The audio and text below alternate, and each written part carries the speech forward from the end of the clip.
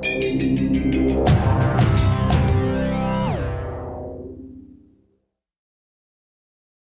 right, so let's go ahead and get started with the introduction of our distinguished panelists today. You should have a copy of their bios within your packet. So I will not read in like detail about each of them, but please feel free to read it for yourself. So our first presenter will be Dr. Melody Goodman from St. Louis, Missouri. She is the assistant professor of surgery in the Division of Public Health Sciences at Washington University School of Medicine in St. Louis, Missouri.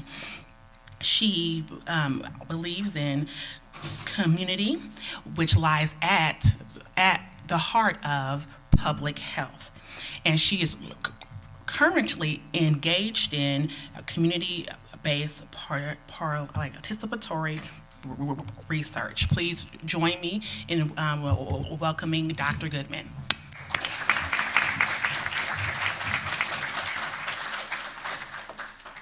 Thank you. Good morning. So I'm going to talk today a little bit about using data and engaging communities, which I think are sort of the two really sort of important things to do when you're trying to address health disparities.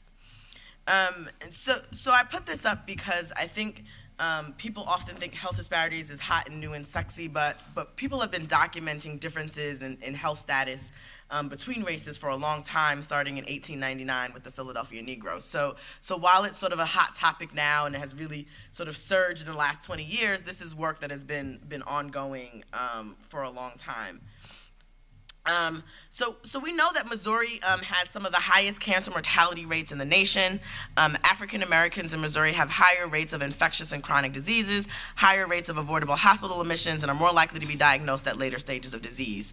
They're also 3 times more likely to fall below the poverty level and twice as likely to be unemployed when compared to their white counterparts. So this graph shows you the black-white disparity in breast cancer mortality. The one on your right, I'm going to get this wrong. The one on your left is for the U.S. and the one on your right is for Missouri. I think what's interesting about this is that both have a gap of 8.8 per 100,000 population, but the difference is that even though that disparity is the same, Missouri actually has higher rates overall for both blacks and whites in terms of breast cancer mortality. There was a cluster of late-stage diagnosis. This is one of those GIS maps that Dr. Trotman referred to so much, that really showed that women in 8 zip codes, in North St. Louis City and one in North St. Louis County, were being diagnosed at late stages of breast cancer. And so we know that both cancer and heart disease mortality are higher for African Americans than for overall and especially compared to their white counterparts. So when we think about disparities in health, I think it's important to think about where they occur and how these happen. And we know that there are many contributing factors to disparities in health. And Dr. Kamara Jones, I think, put this in a really nice framework where she talks about disparities in health usually occurring at 3 points. One is the quality of care received within the health system. The other is access to health care, including preventative and curative services. And the third is life opportunities, exposures, and stresses that result in differences of underlying health status. And this is a model that was done by Dr. Satcher when he was Surgeon General, but is part of our Healthy People 2010 initiative that basically shows that, when you want to look at health, it's this complex cadre of all of these things that sort of contribute to individual health. So we know that there's, this complex relationship between biology, genetics, and behavior, and the factors that contribute to health we call determinants of health. And we know that influence on health include the ability and access to a high-quality education, nutritious foods, decent and safe housing, affordable and reliable public transportation, culturally sensitive healthcare providers, health insurance, clean water, non-polluted air, and the list sort of goes goes on and on. And again, I took this from Dr. Kamara Jones because I think she had a really good way of sort of thinking about health disparities and the social determinants of health. So if we think of health as you're going to fall off a cliff, right? So you're standing on this place and you're going to fall off a cliff.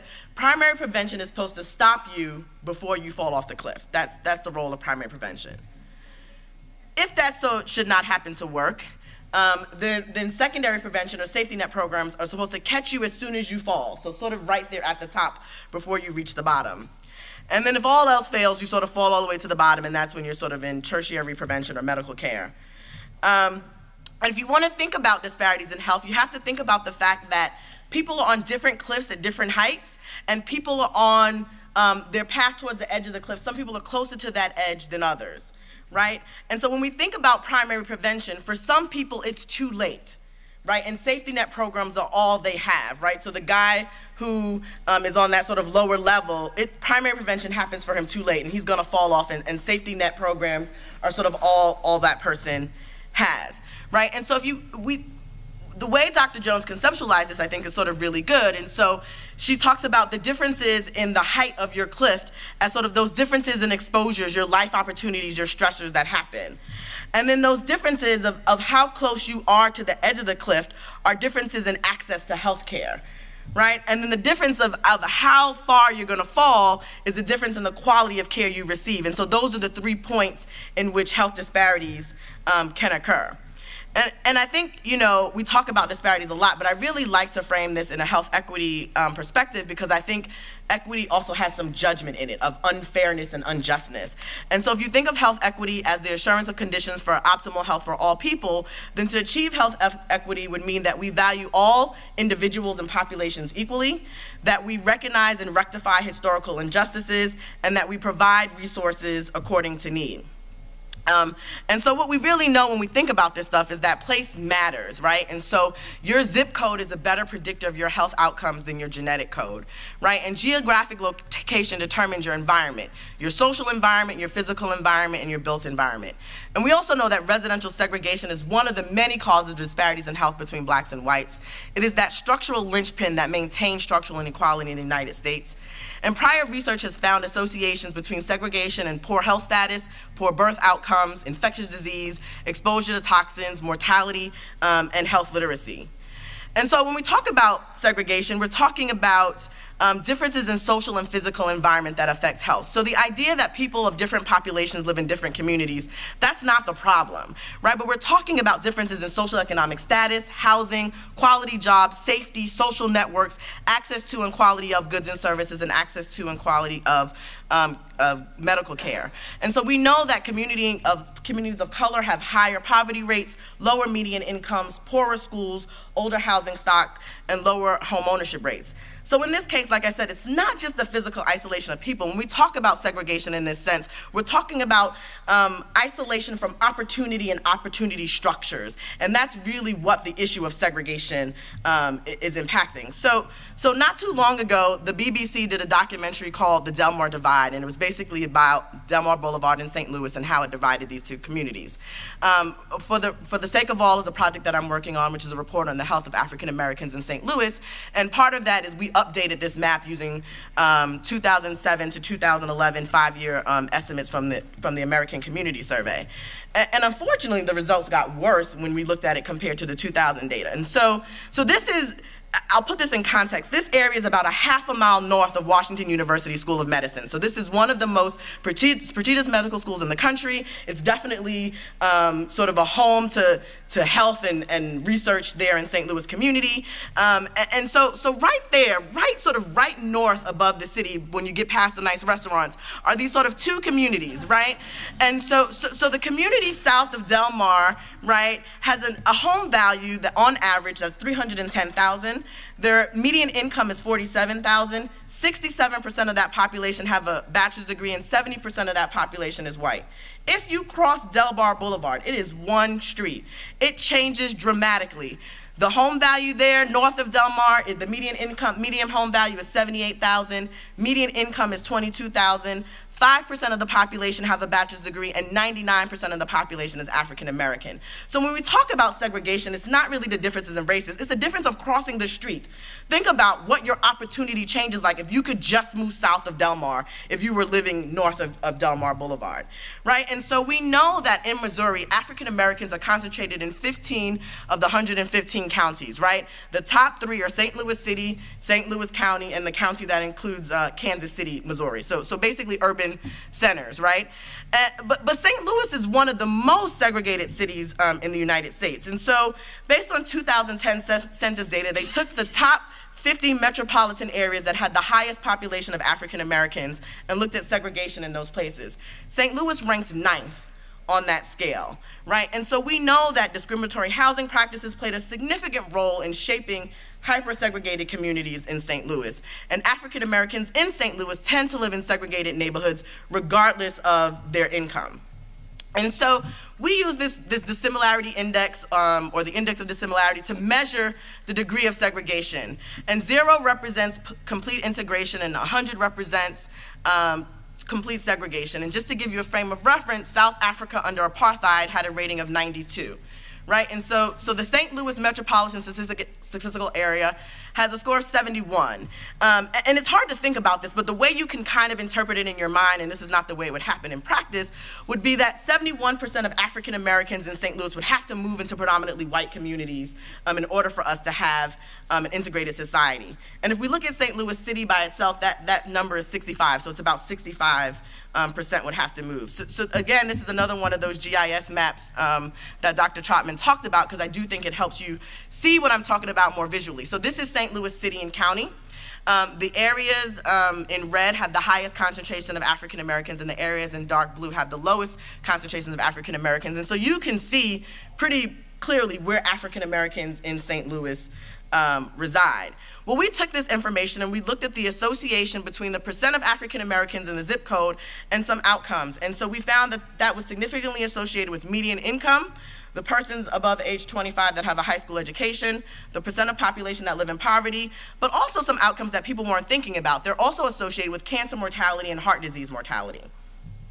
And so I think the maps sort of show you what I demonstrate statistically a little bit better. And so you can kind of see that the areas that are red for the percent of African American population also have great overlaps with the percent of population that are in poverty, but also have great overlap with heart disease and cancer mortality. And so we know that there's some association between these things. And so when we talk about health disparities, research and health equity research, I think a common question that we have to think about is, are we going the right way? And sometimes I feel like Bugs Bunny, maybe we should have made a left at Albuquerque. You know, I think that we've done a really good job of defining the problem. If you pick up any research literature, you can find stuff that says blacks and whites have different health outcomes across a slew of diseases and other sort of ranges of issues. What we haven't so much done well is develop solutions for the problems that we have now defined. So I urge us to really sort of stop developing problems and start developing solutions, or if you define a problem, then also develop a solution for the problem that you have now defined. And so there's some researchers who have basically formed a sort of a way of thinking about the generations of health disparities research. And so if you think of it in 4 generations, the first generation of health disparities research asks questions of, do disparities exist? And the second generation asks questions of, why do disparities exist? The third generation asks, do interventions work? And the fourth generation is what we like to think of as community-based participatory research. Unfortunately, in the literature, we're doing a lot of first generation research, a little bit of second generation research, but not as much third and fourth generation research that needs to go along with all the first generation research that we're doing. And so I think, you know, to address disparities is gonna take a wide range of things, diversifying the workforce, but I'm gonna speak about my little sort of piece of this puzzle, and I think it's important that we utilize research to identify and address community needs. I think that it's important that we have statistical infrastructure to monitor progress and evaluate change, that we standardize the way that we report things and we use consistent findings. But I think it's even more important that we include community members as part of the conversation. So increasing their participation in identifying needs effectively, to develop and prioritize a comprehensive action plan with measurable outcomes and sustainable results, and examining social issues that affect community health.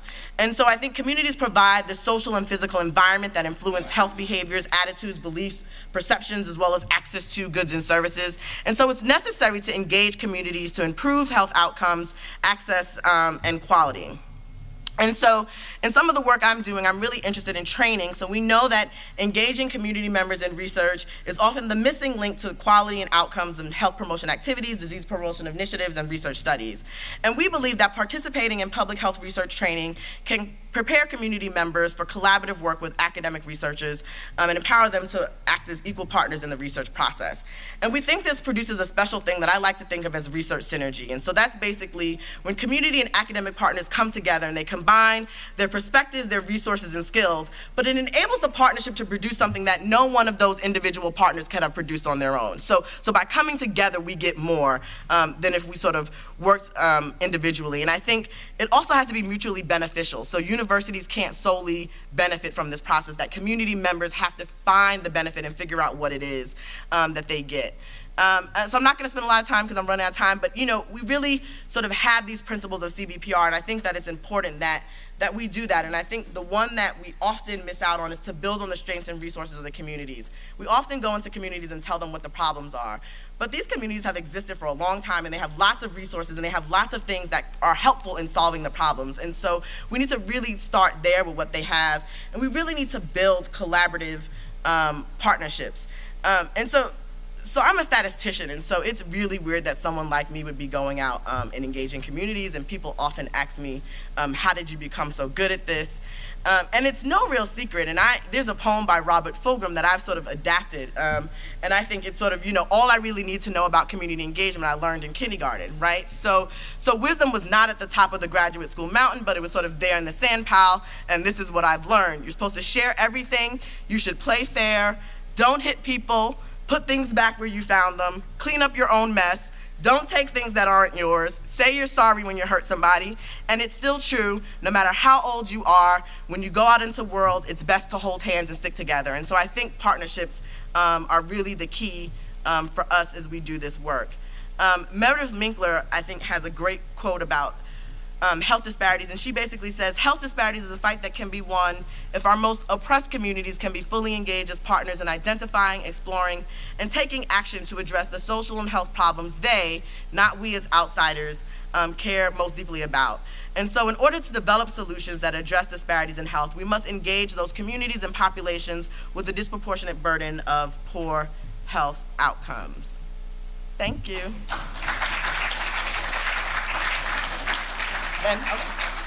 So our next presenter is Dr. Bridget Millay-Camblish. She is the president and CEO of the Healthcare Foundation of Greater Kansas City, which focuses on leadership and also advocacy and eliminating barriers to promote quality of health for the uninsured and underserved population. So please join me in welcoming her. Thank you.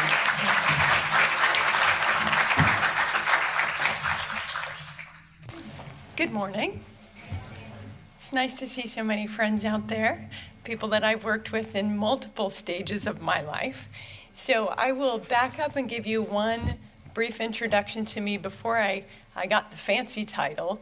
I had the very unfancy title of being a poverty medicine doctor, which meant that I learned to scrounge for resources, for favors. No one who ever said, hey, let me know how I can help you, didn't learn to regret that particular phrase.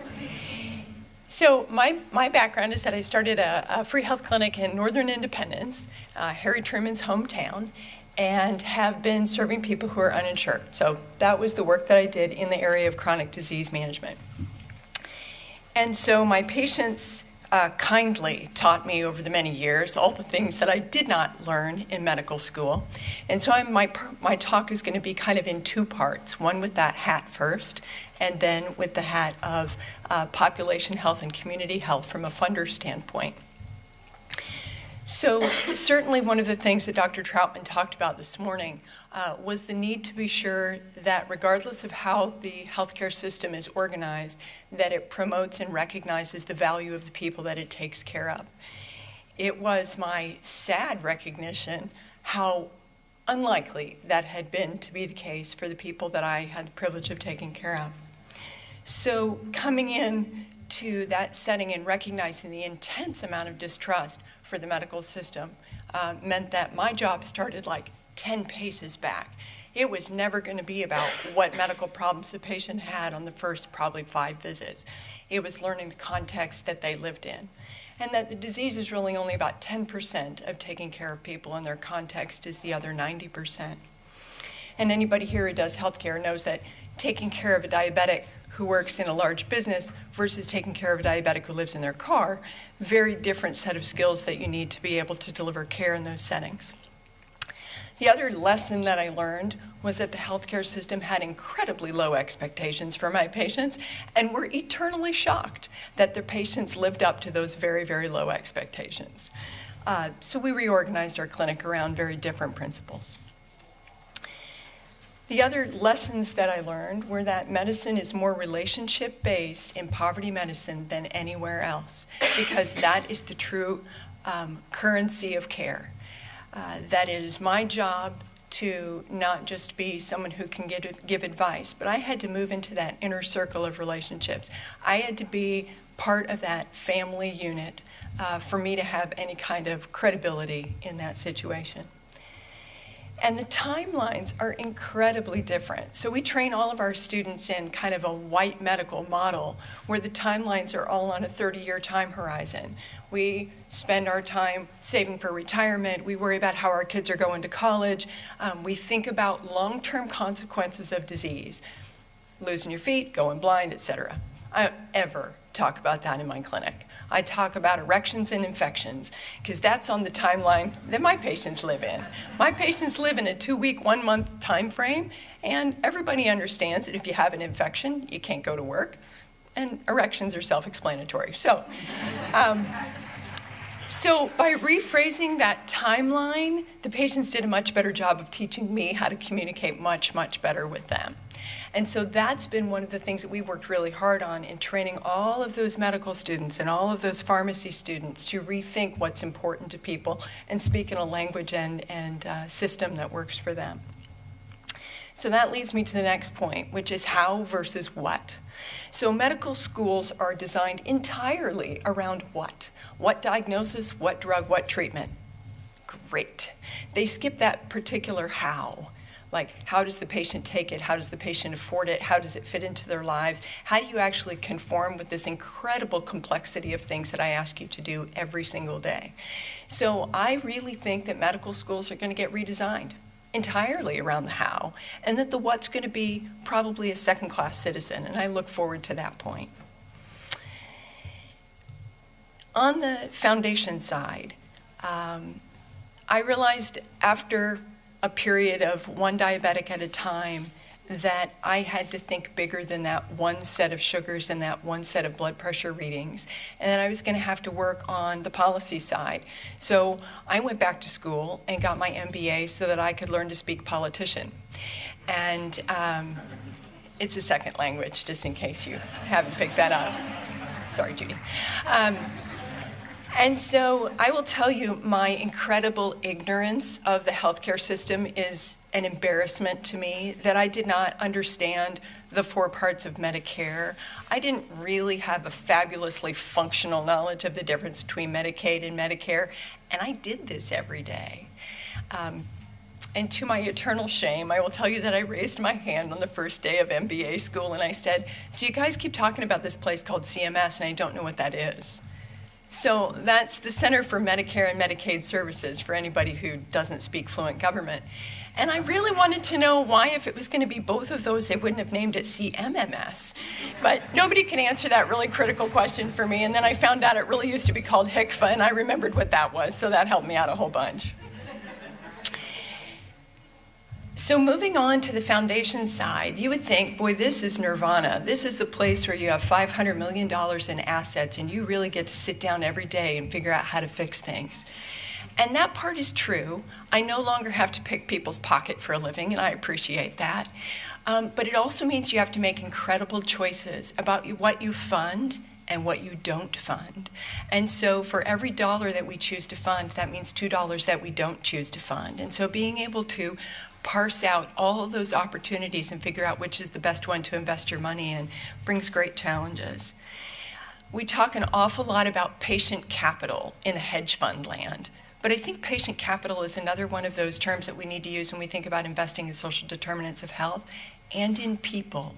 So being willing to take risks and invest in those cockamamie ideas that may not be terribly well fleshed out, maybe not the best written grant in the entire world, but boy, do they have a kernel of something magic in their approach, in their community, with their population that may be very different than anything that we funded up to this point.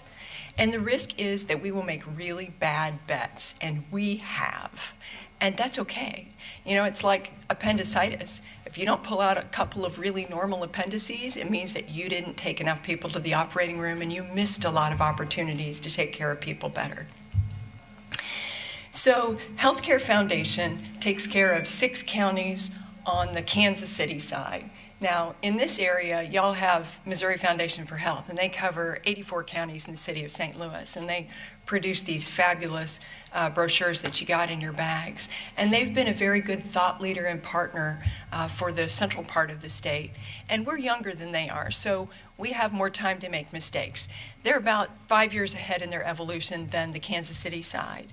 But since we're coming up on our 10-year anniversary, it's time for us to kind of think back. What did we do in these 10 years? What did we do in the 10 years coming? So there's a lot of that rethink going on. And I really like Dr. Troutman's image of that bridge, and that's really where I see work of the foundation. We don't do any real work at all. Our job is to be able to help those people who are working on the downstream and those people who are working on the upstream and provide them with the resources that they need to be able to do that work. So I'm going to give you just a couple of examples of the things that we have done to work on social determinants of health. There's the easy ones. Friendly, take great pictures, easy sound bites. Beans and greens. We give an extra $1 for every $1 of food stamps that you use at the farmer's market. It's a great way to introduce people to fresh fruits and vegetables. It's a great way to support our local farmers. Wonderful program. Actually so wonderful that the state legislature is actually considering funding it because it's worked so well. Farms to schools, community gardens, urban orchards. All of those are really easy to explain. Everybody gets it. There's not a lot of complicated discussion around those. When we moved into things that were a lot more complicated, like the Urban Neighborhood Initiative, where we partnered with construction organizations, large employers, the Chamber of Commerce, education, the police department, those are the folks that sat around the table and said, okay, we're going to take a strip along Troost, which is our Del Mar, and it is our poverty line. And it is shocking, just like the pictures that you saw, that you can throw a rock across the street and drop the median income of those houses by $50,000. So it's tough for a health foundation to say, yeah, we're going to invest in housing rehab, and we're going to invest in redoing furnaces for families who have asthma in the household, and we're going to work on economic development. Now, we don't do that directly. We do that collaterally. We say, okay, we don't actually do the building, but we will help you do the environmental design. We will make sure that you have the placement of these houses near a transportation hub, since in our area, the #1 determinant of health is transportation. And Kansas City lacks it in the biggest way. And we have some people who are really doing some thoughtful work to try to get us some public transportation. The backlash has been horrible. Nobody wants to pay for it or invest in it. And yet if I won the lottery tomorrow, which I don't play, so the odds are slimmer, I would not endow a free clinic. I would endow a mechanic shop. Because for my patients, their entire survival depends on their car. It's not just them. It's their entire social circle often depends on one car. So transportation really makes a big difference. So when we began to think about rejuvenating neighborhoods, we really wanted to be sure that we reinforced the need for that transportation. So that's where we're going to put our investment, because it reminds city government, it reminds county government that that transportation hub is key. So if we help to begin redevelop neighborhoods right on that hub, you can really see the economic ramifications for that bigger. We pay for stuff like the sidewalks, big sidewalks that have a bulge in the middle so people can stand and talk and turn their wheelchairs around or turn their baby strollers around, or their wagons that they carry their groceries from the grocery stores around. Because that social connectedness is probably more important than the sidewalk. So getting people to walk is one thing, getting them to talk is probably more important. And I will tell you that we had the privilege of being invited into these neighborhoods by the people who were there, who have lived there for many years. And we would not have come had we not been invited. There are several neighborhoods who probably need more investment. We haven't been invited there yet. So we're going to hold on until they're ready and have done the work that they need to kind of have a collective vision of what they'd like to do before we go in and invest in those neighborhoods. So it's not just helping rehab the houses. So in this 18-block area that we're talking about, they're talking about adding 50 new housing units that are LEED Platinum certified. There's 150 that need to be blown up. So it's a small investment, but a critical investment, raises the intent of that neighborhood to take care of itself, and the willingness of the city to actually invest in neighborhoods one at a time and do that concentrated investment that lets us improve that area. Violence prevention has been essential there. And if anybody's read anything about Kansas City, you know, we've got a murder strip that runs right along Troost, shockingly, right along that poverty line. And we have 80% of our murders occur on that strip. And so investing with the police department and For Peace and NOVA and almost everything else we can dream up, half of which won't work. And I don't care, because half of them might work. And there's no way that we can't invest in violence prevention if we're going to deal with issues of health.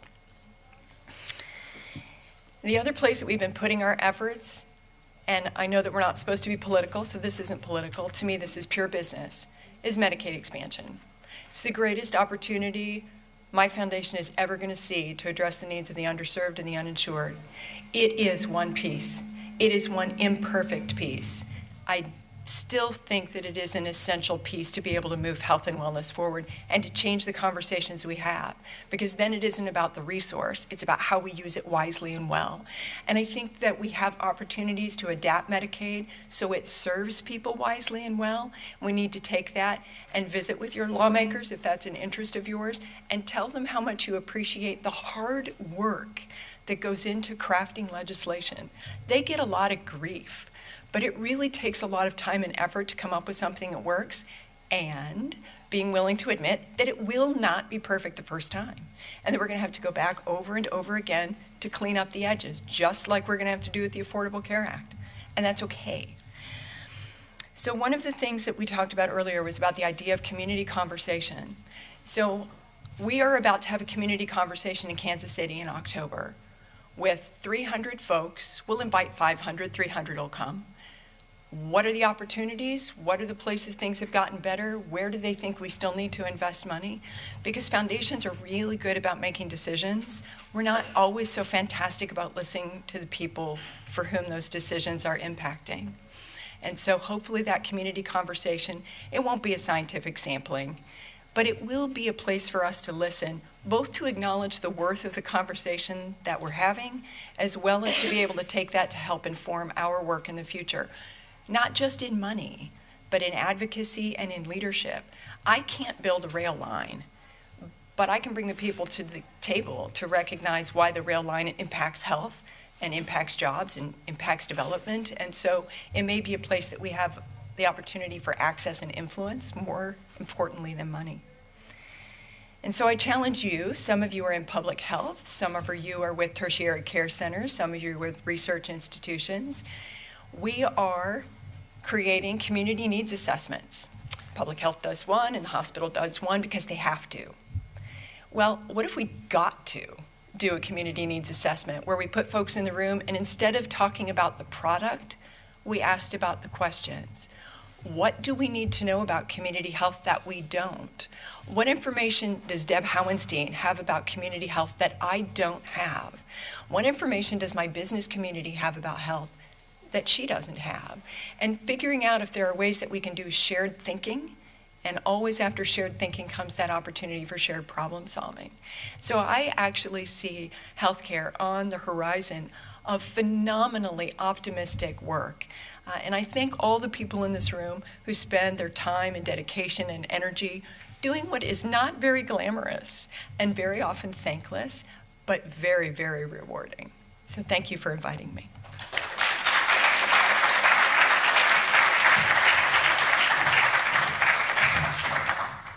Okay, so our next presenter is Misty Jordan.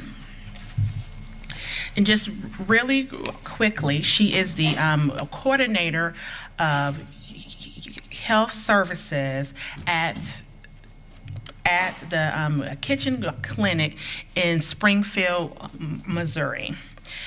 She has worked in public health for nine years. Did I say that correctly? All right, so join me in welcoming Misty Jordan.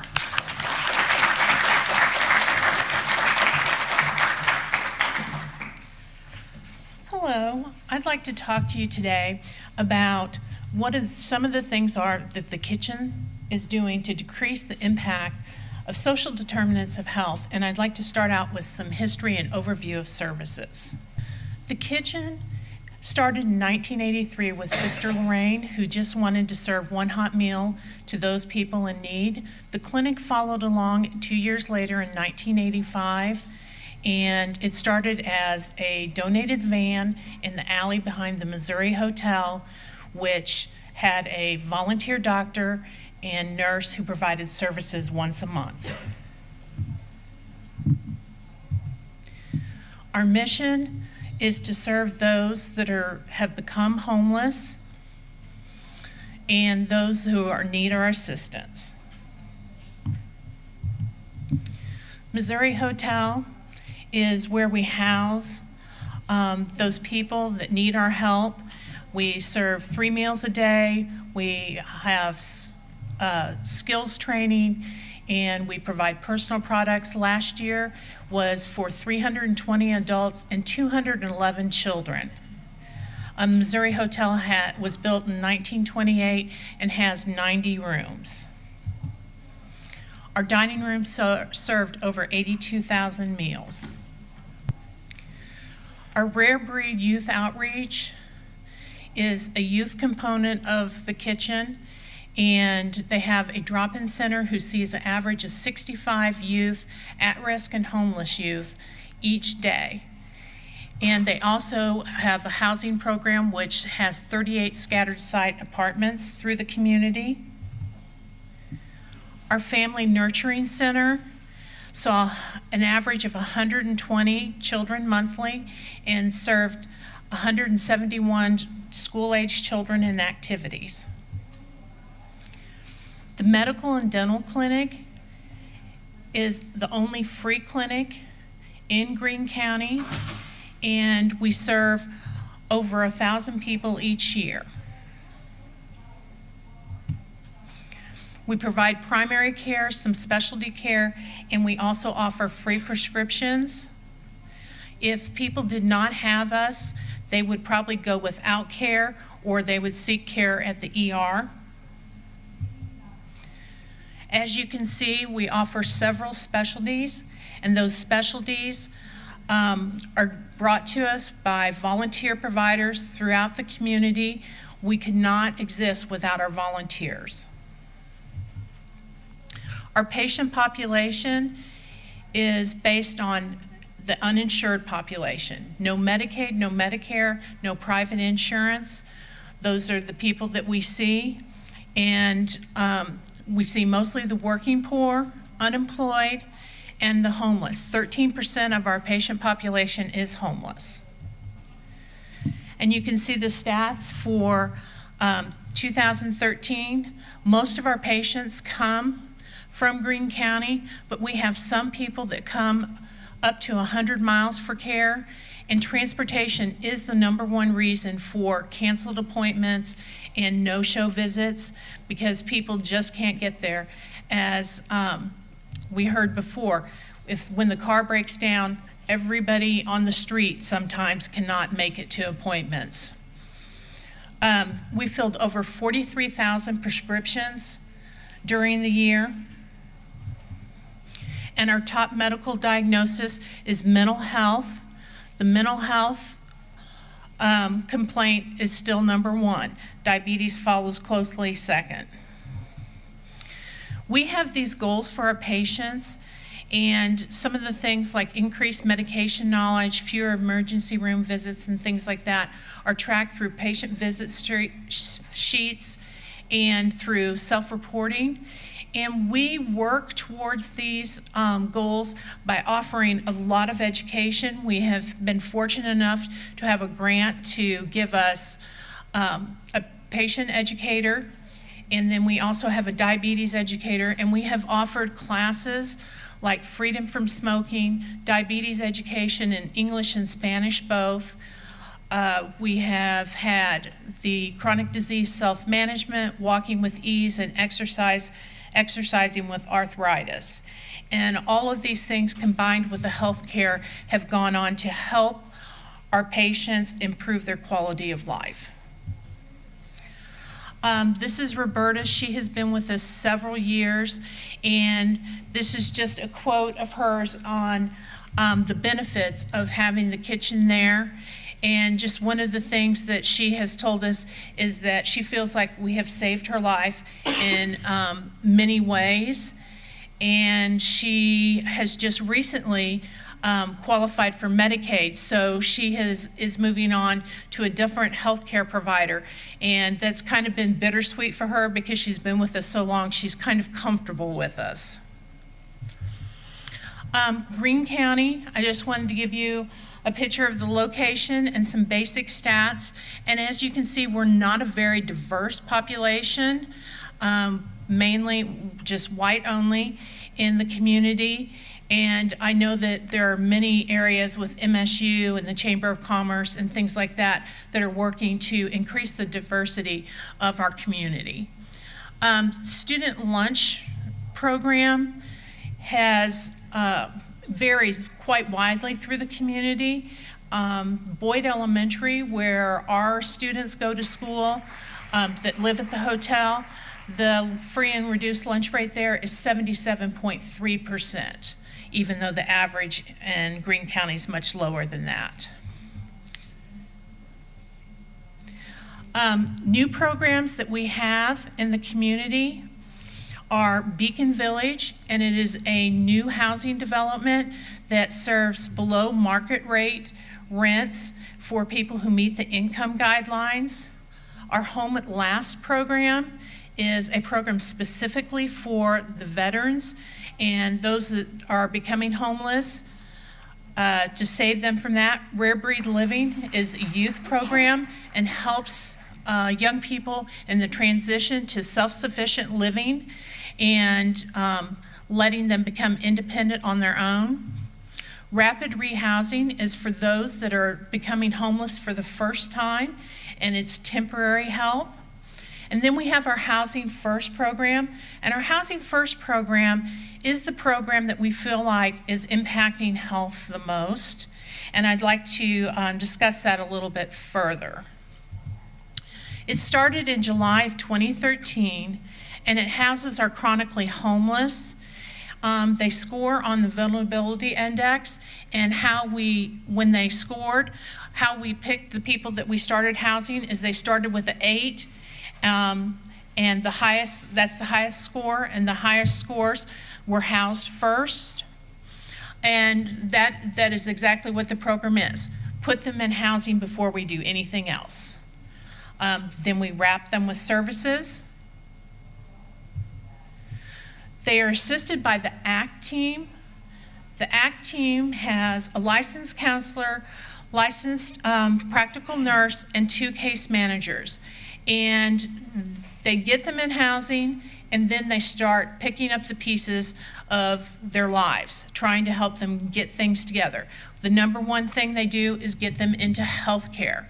Some people have not had health care in a long time, so a lot of the patients do not have insurance and they come to our clinic, or they've actually been found through our clinic. They do all kinds of services. They do visit the parole officers, get them involved in counseling. At first, they may take them to visits, and as people get health care and start to get a little bit better, get on medications, become more stable, they're given more and more responsibilities, such as they may drive them to appointments to begin with, and then after they're a little bit more stable, they start giving them bus passes and say, you know, now you need to get your appointments on your own. So they're just building that self-sufficiency. They also help them if they qualify for disability. You know, they work that process with them, connect them to any available resources. Our first person that we housed was Lena, and Lena has been making great strides. She's been with us for 8 months now, but we are doing some tracking. Everyone that comes into the program, we ask how many times they've been to the emergency room in the 3 months prior to coming into housing. She had been to the emergency room 10 times. Ozarks Community Hospital has said that their average emergency room visit's $800. So in 3 months, she racked up an average of $8,000 in bills. Her housing is costing approximately $375 a month. The 8 months that she has been in this program, she's only been to the ER once. This one time was a legitimate visit because of a shoulder injury. She did admit that before that she wasn't always in an emergency state, but when she got picked up, that she was given the choice between an emergency room visit and jail. She, of course, chose the emergency room, much more comfortable beds, and she liked the care that she got there. But this program is validating what we feel is a viable program for our community. Right now, we have housed 19 people that have been in the program a month or longer. Their total visits to the ER in the 3 months prior to being housed was 48 visits to the ER. At this time, they have reported 7 visits to the ER. So the cost savings just in that aspect can be huge. We're saving the community and these persons a lot of money just by getting them off of the streets. That's all I have. So,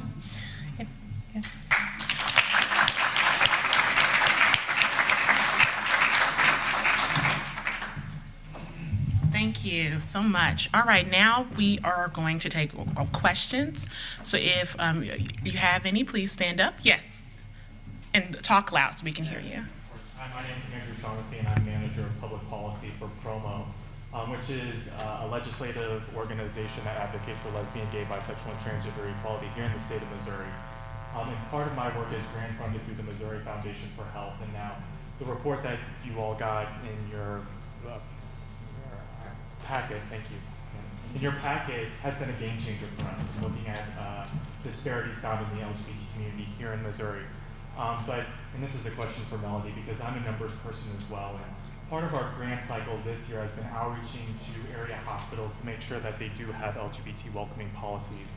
However, whenever we start the conversation with these hospitals, a lot of them see the stats and they see this report, but they want to see hard numbers about the health disparities that are found within the LGBT community. And I was wondering, what are some recommendations that you have for us as an organization to outreach to universities or to outreach to groups to make sure that they're including data that is sexual orientation and gender identity inclusive? I think we've actually seen a spur of research happen in this area. I think the hard thing about the numbers are population sizes. And so most people try to use population-based surveys to get estimates. We don't oversample sexual minorities. Therefore, it makes it hard to really use population-based surveys for these estimates. I think in St. Louis, they'd only surveyed like 17 sexual minorities. So you can't make statements about general population issues off of 17 people. But I think as the research sort of increases, part of what people are advocating for is that the same way we oversample racial and ethnic minorities or older adults, that we really start to think about oversampling sexual minorities in some of this work. So I think it's going to be a long time coming, but I think at least the conversation is starting in that area. Just to follow up real quickly, we do have a really great number. The Census 2010 data did include numbers, and we do know that there is roughly 160,000 LGBT Missourians that live here. Now, whether that number is correct or not, but it still has become a population that does experience disparity. So and people have used the behavioral risk factor surveillance system. I think 17 states actually collect minority sexual orientation in general. So the issue with that is not every state collects it. The other issue is they only collect it of people of certain age ranges. So apparently if you're over 60 something, you don't have sex. So I think, or sexual orientation. So I think that you will get more numbers. The issue is that people will challenge these numbers because of how they're developed and population estimates. But I think we're working towards it. So I'm going to ask a question back to you. I'm curious, were the institutions willing to change any of their own practices? So, the intake form is prejudiced off the bat. It asks gender and it gives you two choices. It asks for your spouse, your husband or your wife. It doesn't give you any other choices.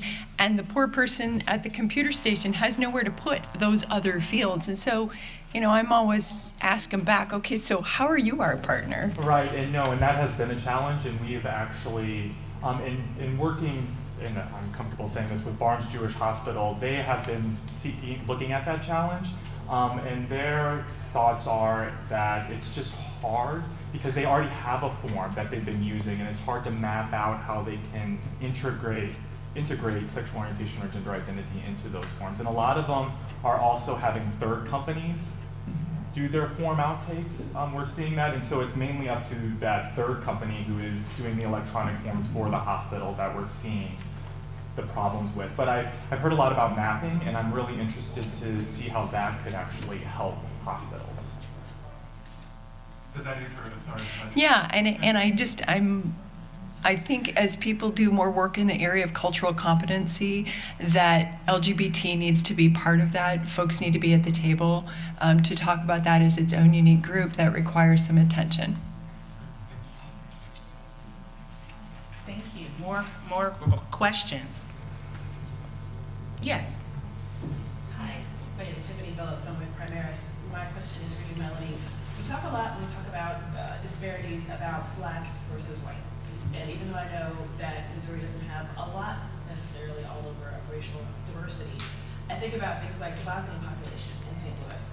And really, I'm wondering how you think we might be able to get in as far as being able to offer services. So it's one of the populations that people always acknowledge exists, but we don't really talk about, okay, well, we have special things we can do for people, say, that have different language barriers, like, the Hispanic population, for example. But I'm really at a loss as to how to try to infiltrate, I guess would be the word, that particular population in St. Louis Metro. So there's the International Institute, did I get that right? In St. Louis, and they do a lot of work with new immigrants coming in. And also St. Louis Children's Hospital, they actually do a lot of work with immigrant youth, trying to make sure that they have all of the medical tests that you need before you can start school. So those would be two sort of places that I would look to. I think the challenge in a state like Missouri is when you set priorities, you do it on population base, and the other here is like 2%. And so people tend to not want to spend money on the 2%. Not that you shouldn't, but that's how dollars are often spent. And so I think we do look a lot at Black-white disparities because we just have better estimates and we have better numbers. Not that we shouldn't, but it's hard to convince people that they should invest a lot of money in this piece of the pie. But I think those two places are doing that, and so those would be the places that I would contact for. Yes. As a follow-up to the LGBT question, if we did include in our county level study survey, which the Missouri Foundation for Health supported, and this is for Missouri Department of Health, the question was included in that survey asking about sexual orientation. And we found about 1%, roughly, maybe a little higher than that, identified with that population group or demographic group. Thank you so much.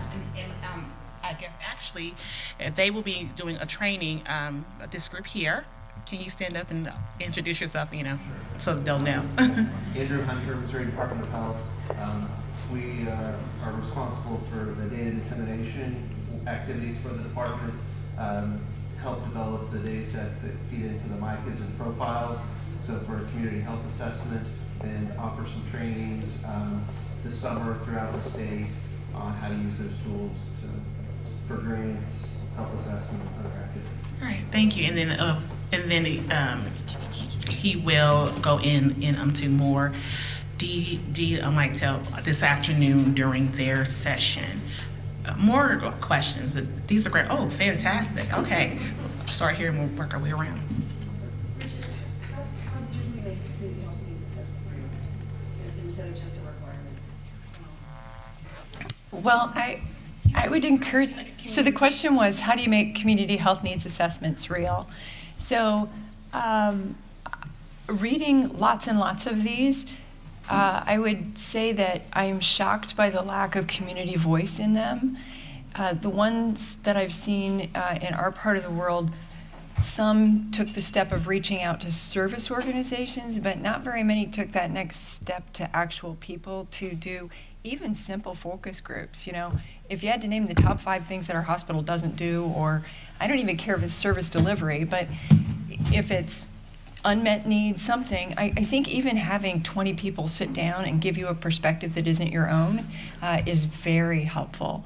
Maricopa County in Arizona did a county-wide needs assessment, and they drug everybody to the table. And I think it was pretty bloody. But they will tell you that it was probably one of the best community planning efforts that they've made, and have really a 5-year plan that affects all strata. But it took a great investment of time and effort by the public health department to bring everybody to the table. Would anyone else like to comment on that question? Okay, we will go here and circle back around. Yes. My question is for Misty. You said that this woman, Alina, that you talked about, given the choice between going to jail or going to jail. I have heard from several of the chronically homeless that they do when they're picked up, if they're just intoxicated or unstable, something like that, they are given the choice where to stay until their physical state improves.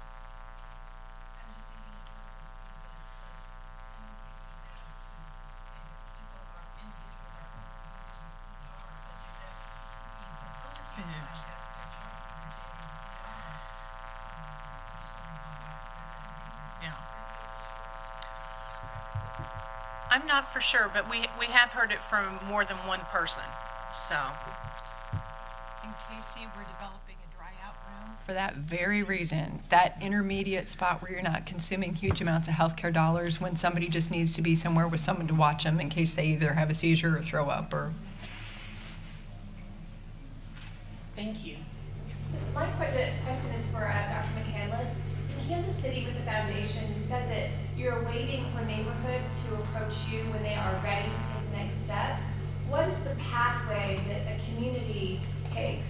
Because often when we get together at meetings like this, we're here as part of our jobs, we're engaged, we're aware, we have the data, we read the needs assessments. Often my job, I create the needs assessments, but often we lack the community voice in those processes. So if you're in a community and you're not already linked into a major organization who's helping you, how does that pathway lead to your foundation? So there's dozens of ways into the money. So we have, foundation-defined grants where you would come in under safety net and do a proposal. Those are the traditional ways. The what I was talking about was more neighborhood alliances who want to do things that are very place-based and be creative about community gardens, about building a community center, building the education and engagement that goes around with that. But it actually takes work on the part of the community because there's been lots of evidence that if you just invest because you, meaning the foundation, thinks it's a great idea, waste of money. And the communities will tell you, you never asked us what we needed, and what do you need? And the majority of communities are saying more than anything in this particular area, crime. And so that's why that partnership with the police department has been so important for the neighborhood alliance to have the relationship with the police department, not so much the foundation. And so those steps happen first, and we see them in an incredible gradation of their progression along that. No organization in the neighborhood, not very much social connectedness, and other communities that are now into 15 years of neighborhood organizing, and God forbid you put a drug house in that neighborhood because the grandmas are coming out and they will not be good for you. And they've then put together a list of the things that the neighborhood wants, and those have been very successful. So my name is Rosetta Keaton, and I'm here from St. Louis. And one of the issues that I always have this great concern about is in our city, to my knowledge, we are not effectively reaching the community. And the community meaning me living at 2201 Franklin. And so there are all of us who represent 2201 Franklin who work and get paid a salary. But me, Rosetta, living at 2201 Franklin, feel like I don't count, I don't matter. I got these 3 little kids over here and I'm just trying to feed them the best I know how, da-da-da-da-da-da. And that's just a small example of people who live at 2200 block of Franklin. So I guess I'm interested in knowing if there are people who have figured out how to come to me and get me to sit at a table like this, and all of my neighbors, and I know it's a lot of work, but I don't know if there are organizations that work particularly to get me to come and sit at this table and then ask me, what do I need? And unless everybody in the 2200 block of Franklin have come and sat at the table, then me, the worker, don't get the money because I don't know what the people need. And I know I'm going around in circles, but the thing is, I see all of us sitting at tables all the time. And I don't see me at 2201 Franklin sitting at the table. So how do we make these decisions for me? Has anybody worked out a program or something that will tell me how to do this? Not yet. Wouldn't be here having the conversation. But I think to your point, and I will, because I'm technically not supposed to be doing nothing but taking questions. But I am from St. Louis, born and raised, Jennings. I grew up there. And you were onto something there. I've seen it where in those communities, there are those cornerstones. It's either a church, even surprisingly, a liquor store that has a room in that like far corner where communities can come together and talk. You would be surprised. I know it's kind of odd. It's like, oh, really? But that's true. And what it is that I think we like do talk, but it's the actual going out in there and actually utilizing those champions that are already there, that grandmother who has lived there for 20 plus years that has some type of knowledge to like tell us, or even that church there where there's always a like church or some like type there within that community that unfortunately us sometimes we are not thinking on a lower scale of kind of who's there, who can we talk to, who can we share this like knowledge with and train, because we do tend to come into communities and do programs and then we leave and you're still stuck with the same issue. And then it comes that question of maintaining and sustaining efforts. And so how do we do that is a great question, utilizing what's already there. What are those resources that, the like community know already about that, like we like don't know. How do we meet people where they are? And that's our question. Something else to bring up during the community conversation this afternoon, because I think that is a great point. But again, I don't think anyone has found the answer. We all have promising practices and theories, but to really have that concrete response you're looking for, it's not there yet in my opinion, and others can say something else, but that's what I wanted to share, because I was that girl growing up on the corner. Dale like Mar is where I used to run the streets. That was my stomping ground back in the day before I moved to Kansas City, the south side of Kansas City. So I'm seeing it on both sides. There was 2 more questions, and then I think we will do closing words from our panelists and move on to lunch. Yes. You had a question? I was just going to say to Bridget that you made a comment about how trying to get more people in the room and seeing not just what data is there, but where the gaps are. And I wasn't sure if you were aware, but in Kansas City, there's a relatively new group called the Kansas City Data Collective that's working to do just that. They're bringing in health departments from both sides of the border. They want to get the whole metro area, not just Missouri, but Kansas too. And then they've also brought in like the Mid-America Regional Council usually sends at least a couple people. The last meeting they brought in some of the healthcare exchanges, Cahan and Lacey. So there's at least some effort to start doing that and having those conversations. And then with the question about like having the focus groups and the input, I know, or you probably know, the state did a health assessment recently, and they did go out and do focus groups at I think 7 different places around the state and got comments from the communities.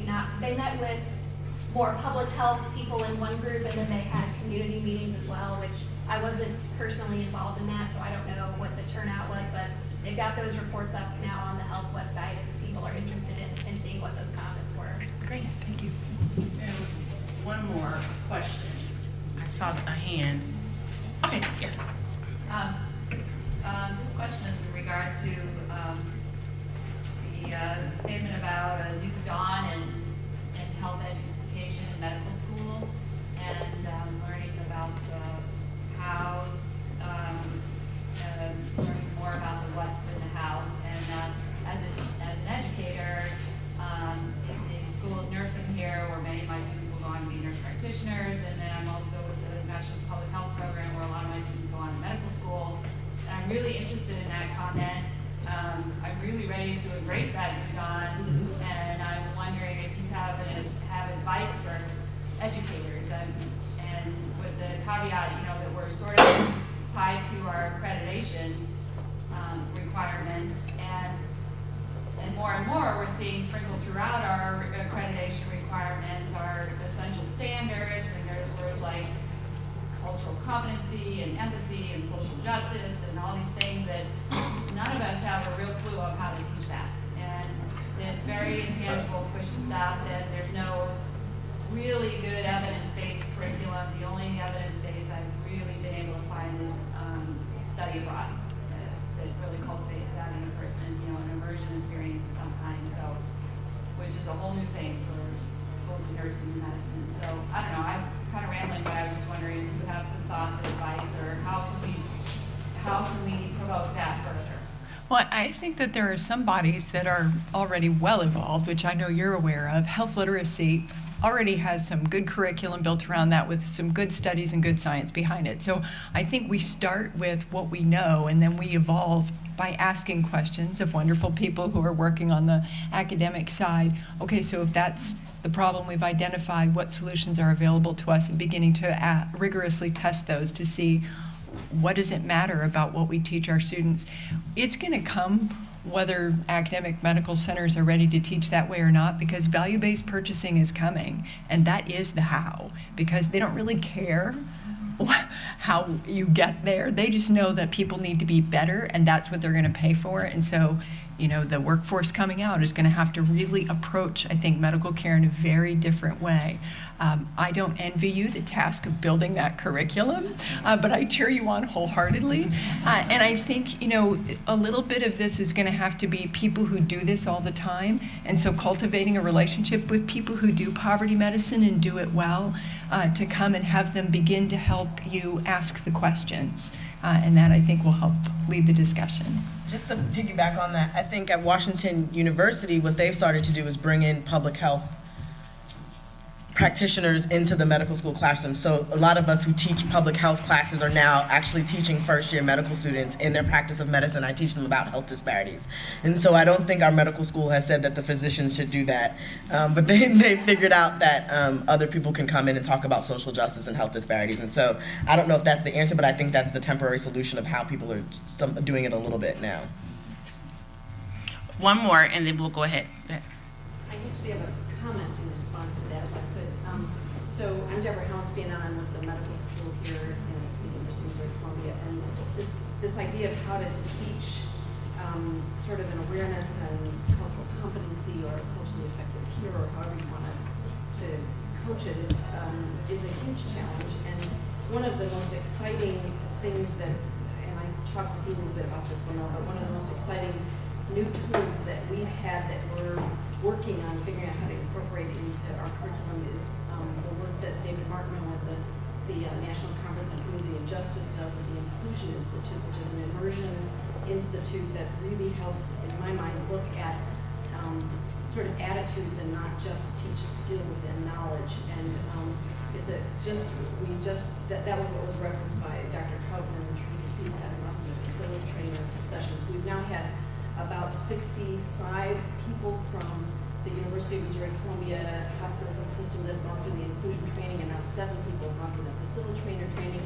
So we're really excited about this as being, it's a slow, long process, like all of the things that we talk about, but we're excited about this as a new tool. And the dean of the nursing school attended, and I'm hoping you can attend at some point, but at any rate, I think for those of you who are looking for innovative ways to help with that process, that's one of the most exciting things that I've encountered in recent years. So I encourage you to find out more about it if you're interested. Thank you so much. All right, we are just out of time. It's 11:32, so we're 2 minutes over, but I would like to, since it sounds like people are still kind of chatting next door.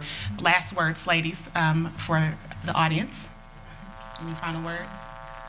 No, but we're just working on, declining the chronic homeless using social services and, the ER and the police as a way to foster their livelihoods, and trying to get them in their own homes so that they're not taking from the community as much as they were, and it's proving to be very beneficial so far. It's a brave new world in healthcare. Everything that I learned is probably no longer true. That only speaks to my age. But it also means that everything's on the table like it has never been before. And so I think that just fosters a lot of anxiety and uncertainty, but also on the other hand, a lot of creativity and opportunity. So for the people who are still doing that great work of taking care of patients, I think that maybe we have the opportunity to do things a little bit differently, and people are going to give us permission to have those conversations in new ways. I guess I would say place matters. We know that it matters a lot for a lot of things we do, and I would also say that because traditional research has not worked at addressing disparities, everything for us is also on the table. We also have to rethink how we're trying to engage communities and what we're trying to do as we try to address some of these issues. And I think everyone is understanding that the social determinants of health matter, and so health is more than just health care. It includes housing and transportation and all these things that people often don't think about when they think about health. And so I think place really does matter for people. Thank you, ladies. And I have last words too. Please complete those surveys for us, and as well jot down your ideas and thoughts for this afternoon session of the community conversation. And thank you for joining us.